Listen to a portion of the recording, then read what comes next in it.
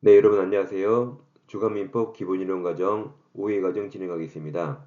자료는 네이버밴드 공지사 민법 기반쌤에서 출력해 풀어보시고 해설 강의는 매일 한 번씩 일주간 꼭 봐주세요. 네, 지상권 하겠습니다. 담보지상권이죠. 담보목적 지상권이 설정된 경우 피담보 채권 변제로 소멸합니다. 그럼 채권이 소멸하면 먼저 저당권이 소멸하기 때문에 지상권도 부정해서 함께 소멸하죠. 맞았습니다.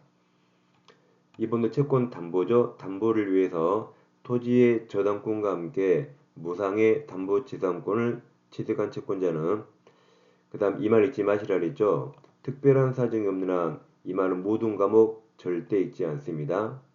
이게 원칙적으로 이런 말이고 예외적인 말이었으면 당연히 원칙으로 풀기 때문에 이 말 절대 읽지 않습니다. 1차 과목 개론민법에 이 말이 적어도 20번, 30번 나옵니다. 이거 30번 읽어보세요. 6분, 7분 그냥 가버립니다. 또 어떤 분은 특별한 사정이 무엇일까 고민하거든요. 그러니까 이 말 절대 잊지 마세요. 다시 문제 보세요. 채권 담보를 위해서 토지의 저당권과 함께 무상의 담보지상권을 취득한 채권자는 이게 담보지상권이죠. 제3자가 토지를 불법 점유합니다. 그래도 이 무상이기 때문에 이 지상권은 애초에 임대료 이익이 나올 수 없기 때문에 임료 상당의 손해배상은 청구할 수 없게 되죠. 대신 금을 철거 청구할 수 있지만 손해배상이나 부당이득 반환 청구할 수 없습니다. 두 개를 잘 비교하세요. 3번 지상권 나왔는데 지상권은 제일 끝에 지상권 양도할 수 있다 무조건 맞아요. 지상권은 무조건 양도할 수 있습니다. 중간에 토지 소유자가 설정자, 지상권 설정자죠. 의사에 반하여도 무조건 양도할 수 있습니다.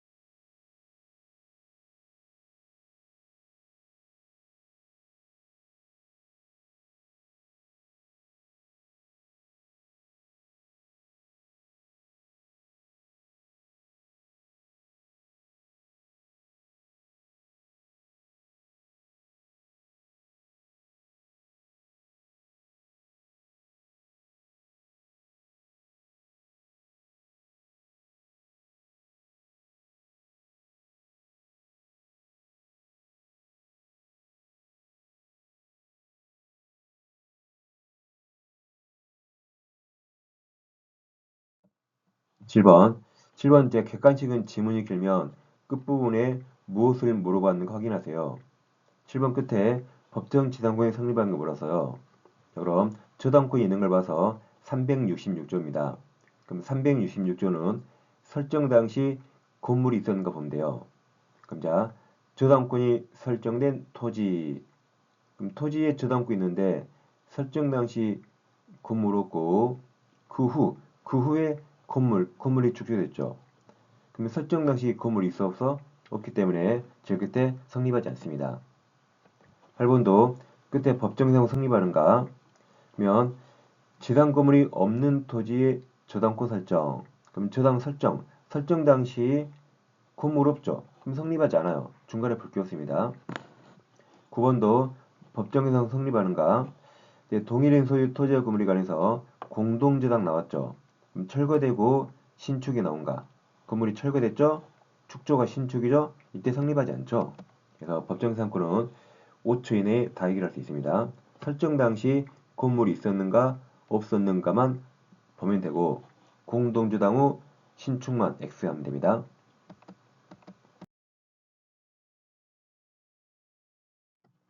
10번 분묘기지권을 시효 취득한 자는 토지 소유자가 지료를 청구한 날 이 기산점까지 확인하세요.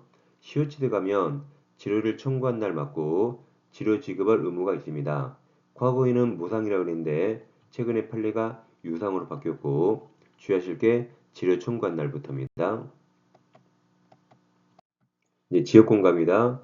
자, 요역지는 일필토지 일부라도 무방하다. 틀렸죠? 승일이. 승역지가 일부 가능해요. 승일이. 요역지는 전부여야 됩니다. 이번 요역지가 주된 권리인데 주된 권리 소유권 이전되면 답 잊지 마시라 했죠? 종된 권리, 지역권도 따라서 이전하는 거죠. 등기 없이도 따라갑니다.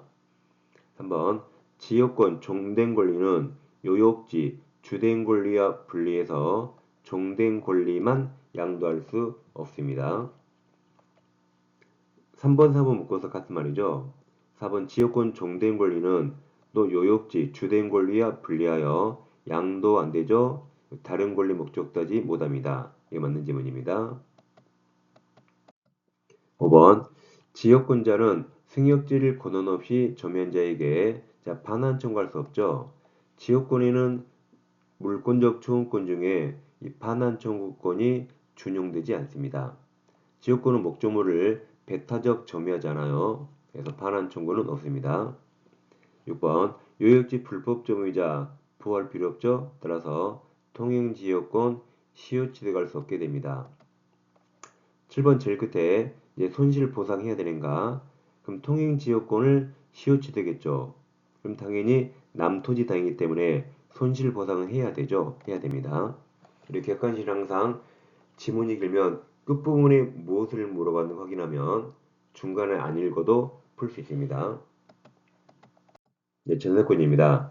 자, 전세금 지급은 전세권 성립 요소죠. 전세권은 반드시 유상입니다. 근데 지상권과 지역권은 무상도 가능해요. 1번, 2번, 3번 묶어서 잘 비교하세요.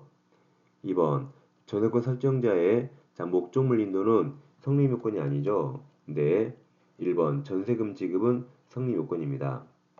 3번 전세금은 반드시 현실적으로 수수될 필요 없고 기존 채권으로 가름할 수 있죠. 4번은 법정 나오면 등기 없이요. 건물 전세권이 법정 갱신되면 등기해야 들렸죠. 등기 없이도 제3자 누구에게나 대항할 수 있습니다. 저 5번은 제일 끝에 을은 갑에 대해서 전세금 반환을 청구할 수 있는가? 그럼 전세권 기간 도중에 소유자가 바뀌면 신소유자에게 전세금 반환 청구하죠. 5번 갑은 그 소유 X 건물에 관해서 을명이 전세권 설정하였다. 갑이 건물 소유권을 병에게 양도했죠. 그러면 을은 병에게 신소유자 병에게 전세금 반환 청구하는 거죠. 6번 전세권 존속기간 중 전세 목조물 소유권이 양도되면 그럼 5번하고 똑같아요. 갑 부동산에 을명이 전세권이 있었는데 갑이 소유권을 병한테 양도했죠. 그럼 6번 전세권 존속기간 중 전세 목조물 소유권이 양도 누구한테 양도돼서요? 병에게. 그럼 나갈 때 병에게 전세금만 되니까 양수인 병이 설정자 갑지를 승계한다는 거죠. 같은 말입니다. 그렇기 때문에 5번에서 병에게 전세금 받고 나가는 거죠. 그래서 5번, 6번 이게 같은 말로 보여야 됩니다. 7번입니다. 갑은 그 소유 X 건물에 을명이 전세권을 설정하였다. 그럼 패턴을 외우세요. 이 건물에 전세권이나 또는 저당권 나오면 질 끝에 토지 사용권에 미친다로 끝납니다. 패턴을 딱 외우셔야 돼요. 다시 건물 전세권이나 저당권 나와요. 그럼 질 끝에 항상 이 종된 권리 토지 사용권에 미친다로 끝납니다. 이 표현을 꼭 외워두셔야 돼요. 안 그러면 이게 시험장에서 절대 눈으로 보이지 않습니다. 그러면 자, 다시 갑소유 건물에 을명의 전세권이 있어요. 네, 1번 갑이 건물 소유를 위해서 그 대지에 지상권을 취득하였다면 그럼 건물은 갑소유인데 토지는 타인 소유였죠. 그러니까 지상권이 필요했습니다. 그러면 을, 건물 전세권 여력은 그 건물을 위한 종된 권리 지상권에 미친다 해서 맞아요. 그러니까 이게 시험이 나오면 여러분들이 이게 무슨 말인지 알기 상당히 어렵습니다. 그러니까 패턴을 외워야 돼요. 건물 전세권이나 건물 저당권 나오면 항상 끝에 토지 사용권에 미친다 이 표현 맞습니다. 맞습니다.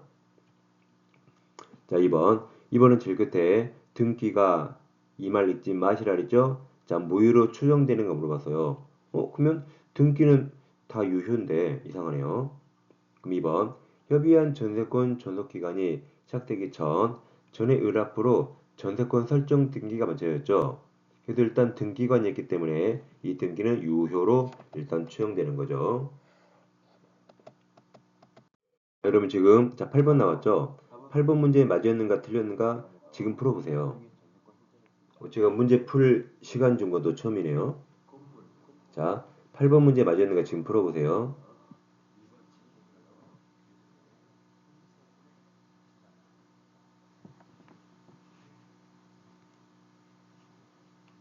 푸셨나요? 잘 모르겠죠? 확신 없죠? 자, OX 확신 있는 분 별로 없죠?